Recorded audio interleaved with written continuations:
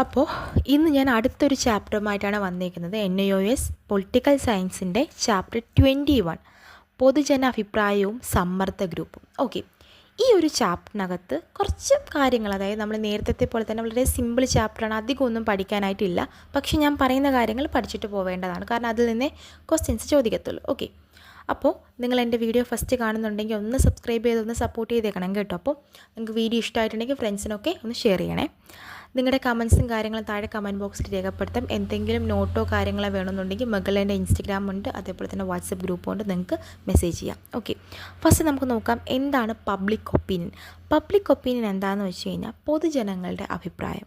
മനസ്സിലായോ? അപ്പം പൊതുജനങ്ങളുടെ അഭിപ്രായം നമുക്കറിയാം, ഓരോ ആളുകൾക്കും ഡിഫറെൻ്റ് ആയിട്ടുള്ള ഒപ്പീനിയൻ കാര്യങ്ങളാണ് ഉള്ളത്. അപ്പം നിയമനിർമ്മാണവുമായി ബന്ധപ്പെട്ട് പൊതുജനങ്ങളുടെ അഭിപ്രായങ്ങൾ എന്താണ് എന്നതിനെയാണ് നമ്മൾ പൊതുജന അഭിപ്രായം എന്ന് പറയുന്നത്. ഓക്കെ, അപ്പോൾ നിയമനിർമ്മാണവുമായി ബന്ധപ്പെട്ട് ജനങ്ങളുടെ അഭിപ്രായം, നമുക്കറിയാം ഓരോ ആളുകൾക്കും വ്യത്യസ്ത അഭിപ്രായങ്ങളാണ് ഉള്ളത് അല്ലേ. ഇപ്പോൾ എൻ്റെ അഭിപ്രായം പോലെ ആയിരിക്കത്തില്ല വേറൊരാളുടെ അഭിപ്രായം. അങ്ങനെ ജനങ്ങളുടെ വ്യത്യസ്തമായിട്ടുള്ള അഭിപ്രായങ്ങളെ നമ്മൾ പൊതുജന അഭിപ്രായം എന്ന് പറയുന്നു.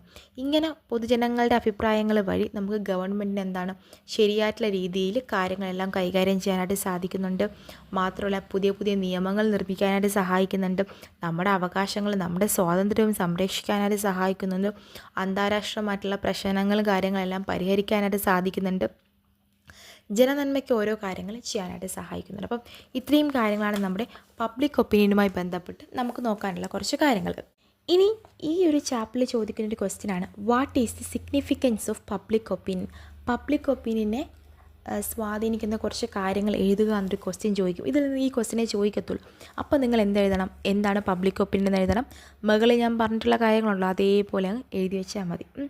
ഇനി നമുക്ക് നെക്സ്റ്റ് നോക്കാം, വാട്ട് ആർ ദി ഏജൻസീസ്. നമ്മുടെ പബ്ലിക് ഒപ്പീനിയനെ സ്വാധീനിക്കുന്ന കുറച്ച് ഏജൻസീസ് ഏതൊക്കെയാണെന്ന്.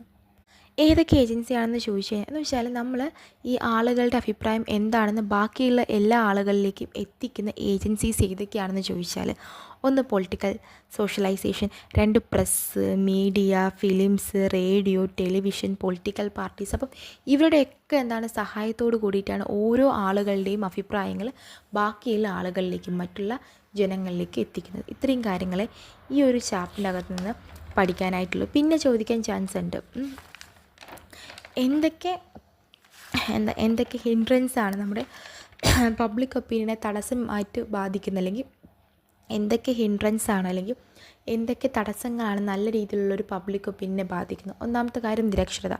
നല്ല രീതിയിൽ എഴുതാനും വായിക്കാനും അറിഞ്ഞുകൂടാത്ത ആളുകൾ ആരും എന്ത് ചെയ്യത്തില്ല, പത്രമോ വീഡിയോ ഒന്നും കാണത്തില്ല. രണ്ടാമത്തെ കാര്യമെന്ന് വെച്ച് കഴിഞ്ഞാൽ എന്താണ്, പോവർട്ടി കിടക്കുന്ന ആളുകൾ ഒരിക്കലും എന്താണ് അവരുടെ ആവശ്യങ്ങളൊക്കെ ഇത് നേടണമെന്നും പറഞ്ഞുകൊണ്ട് നിൽക്കത്തില്ല.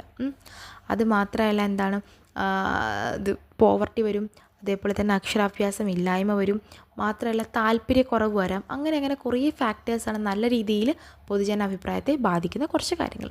അപ്പോൾ നമുക്കിനി അടുത്ത വീഡിയോ കാണാം. ഇത്രയും മാത്രം പഠിച്ചിട്ട് പോയാൽ മതി കേട്ടോ.